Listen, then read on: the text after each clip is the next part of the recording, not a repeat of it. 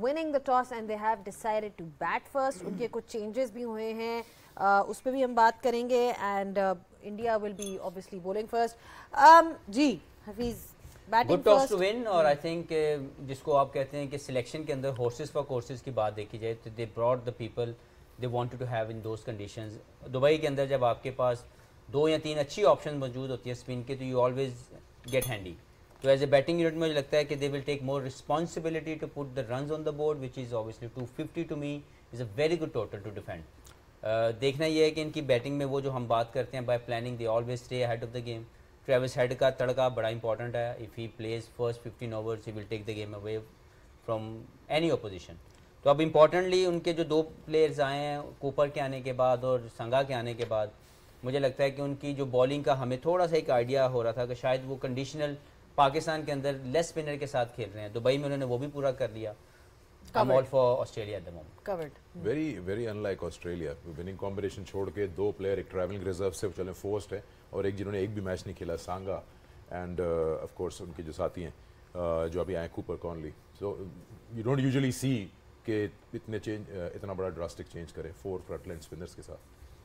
मेरे ख्याल में उन्होंने वेन्यू जो है वो बहुत ज़्यादा ऑफर कर रहा है स्पिनर्स को, और आपके पास you have to have 5 bowlers. उन्होंने सिर्फ स्पिनर्स नहीं बढ़ाए, उन्होंने 5 बॉलर्स भी अपने जो है कंप्लीट किए हैं, और इट शोज़ कि वो ये चाहते हैं कि उस वेन्यू पे अगर मोस्टली आपने जीतना है तो आपको बैटिंग इतना ज़्यादा नहीं जिताएगी, आपको बॉलिंग जिताएगी, और स्पेशली राइट कॉम्बिनेशन. तो इसीलिए ये फोर्स्ड चेंजेस थी जो उन्होंने जो है ये की हैं. और मेरे ख्याल में एक तो टॉस जीत के और दूसरा ये करके वो, मतलब आप ये कह सकते हैं कि वो उनके लेवल का कॉम्बिनेशन गया है जो इंडिया को compete कर सकता है उस वेन्यू. चले ये डिस्कस करते हैं कि do you think Australia obviously अभी तो बैटिंग पहले ही करेगा, तो do you think power play में वो अपनी नॉर्मली जो अप्रोच रखते हैं विच इज़ टू डोमिनेट, वो उसी तरह जाएंगे, कंडीशंस थोड़ी सी डिफरेंट हैं, या अडेप्ट करेंगे?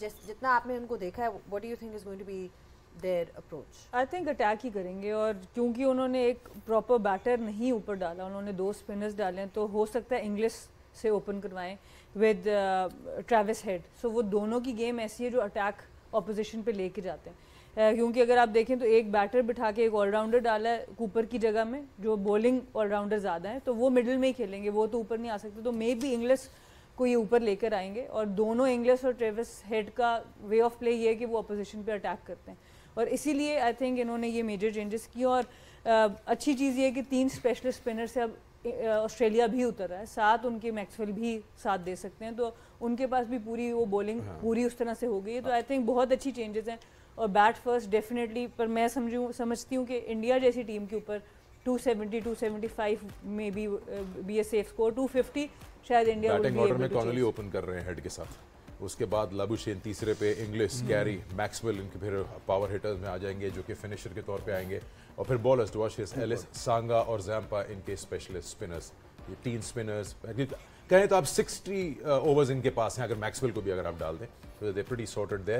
It will be interesting to see अगर कॉनली ओपन कर रहे हैं किस तरह रहेगा. इंडिया ऑफ कोर्स अपनी उसी कॉम्बिनेशन के साथ यूजुअल ओपनर्स, 1 पे Kohli, and then ever dependent Shreyas down the order, number 4 फिर अक्षर, राहुल और हार्दिक. they bat deep all the way. Jadeja तक इनकी बैटिंग है, फिर शामी, कुलदीप और वरुण इनके स्पेशलिस्ट बॉलर्स. तो ये 2 11s हैं, एंड आई गेस जैसे कि अभी शोएब मलिक ने भी कहा, बाकी ने भी, कि अब ये जो टॉस जीता है ऑस्ट्रेलिया और जिस तरह स्पिन ऐड किया है, ऑन पेपर भी बैलेंस दिख रहा है. हमने पूरे टूर्नामेंट बात की कि ऑस्ट्रेलिया शायद बॉलिंग में ज़रा सा कहीं थिन है, but I guess they compensate that with their batting. तो क्विकली अब बात कर लेते हैं, क्योंकि अब टॉस जीत रहे हैं. शोएब अख्तर से मैं पूछ लेता हूं कि अभी तक जो मैंने बार बार रिपीट किया, 240-50 से ऊपर कोई भी नहीं गया इस ग्राउंड में पहले बैटिंग करते हुए. Australia with their power house batting, would they look to push that 20 run extra, ताकि इनकी जो थिन है बॉलिंग उसको थोड़ा कुशन मिल जाए? देखिए, एक बात तो ये है कि वो अपनी कभी नॉर्मल फॉर्मेट सेटिंग नहीं, they will always gonna take that attack to the Indians, and they gonna make sure that कि ना उनके कॉन्फिडेंस को हम शैटर करें पहले 5-10 ओवर, एंड देन अगर रिक्वायरमेंट आई रना बॉल की, रना बॉल भी खेलेंगे. अगर उनको ये रिक्वायरमेंट भी नज़र आई कि मुझे स्पिनर पे रना बॉल खेलना है, अगर 20 ओवर्स वो ये भी कर लेंगे. फिर देन उनके पास इतनी डेप्थ है, कैरी से लेके मैक्सवेल तक, कॉनली से लेके इंग्लिश से लेके ट्रेविस हेड तक. डरा उन्होंने पूरा दिया है इंडियंस को भी। उनका बॉलर हमारे पास भी पूरे हैं, एमिनेशन हमारे पास भी पूरा है, अब आ जाओ सामने, टॉस हम जीत गए। They play mind games and they have done that and now it is gonna be looking very tough for me when it comes to India if I am India. कितना स्कोर आप कहते हैं they will look to score against Indian batting? 275 275। अच्छा ये जी जी और even more, I don't know. नहीं चले, यही बात हो रही है, स्कोर की बात हो रही है, वही कर लेते हैं कि जी क्या आपको लगता है कि सेफ जोन क्या है ऑस्ट्रेलिया के लिए? देखिए 270 प्लस मेरे ख्याल में वो इसलिए ठीक है, उन्होंने अपना कॉम्बिनेशन या अपने बॉलर्स जो हैं उन्होंने बढ़ाए हैं वेन्यू को देखते हुए, स्पिनर्स ऐड किए हैं, बट कूपर और तनवीर हमें नहीं भूलना चाहिए सिर्फ तीन वो इंटरनेशनल मैचेस खेले हुए हैं, तो it putting under pressure in front of strong batting lineup ill be big आर्स। इसीलिए वो जो एक्स्ट्रा 25-30 रन है उसका जो पार स्कोर जो है वो जरूर देना पड़ेगा इस बॉलिंग अटैक को। 3 वनडे खेले में हाँ लगेगा नहीं, बट अच्छा एक इंटरेस्टिंग चीज है, 14 लगातार टॉस हार चुका है इंडिया, लेकिन मैच जीत जाता है। वो कहते हैं ना टॉस बड़ा जरूरी है। नहीं ये तो देखें यहीं से डिनाई हो रहा है उस सोच का कि जी टॉस जीतेंगे तो मैच जीतेंगे। मैं हमेशा कहता हूँ कि toss doesn't make any difference, it's only one of the option.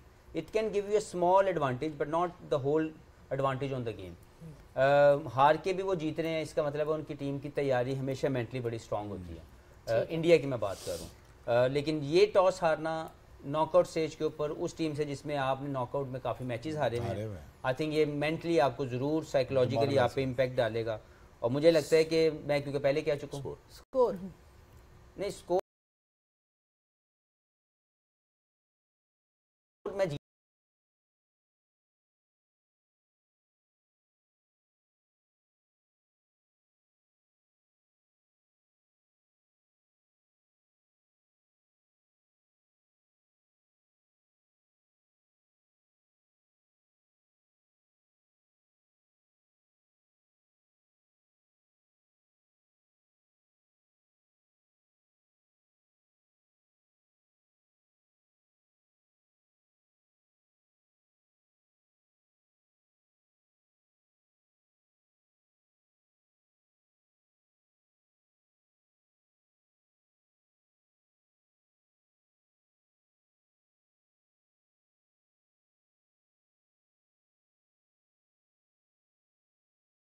We know that